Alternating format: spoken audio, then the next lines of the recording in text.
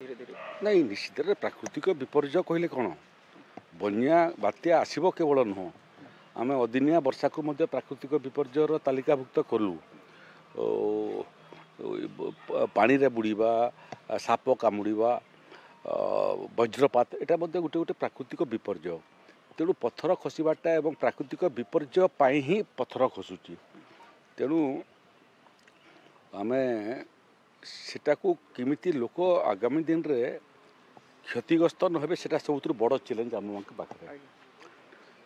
प्रकृति में उत्तर पूर्व भारत में यह घटी थाए किंतु एबे सबुठारु बड़ भर्नरेबल जिला है गजपति जेहेतु से बहुत पहाड़ पर्वत अच्छी काली आम राजस्व और विपर्य परिचालन विभाग में कथबार्ता लगिचु जोटा आम आपको अतीत पान ओडिशा चिंता करूँ एबे धीरे धीरे आमर अनुभव है अध्ययन है जे विभिन्न जिलार प्राकृतिक विपर्यर प्रतिफलन मध्य भिन्न भिन्न बहुत आनुषांगिक समस्या मध्य भिन्न भिन्न जिले में भिन्न भिन्न प्रकार होउची जेमती गजपति जिला पहाड़ रु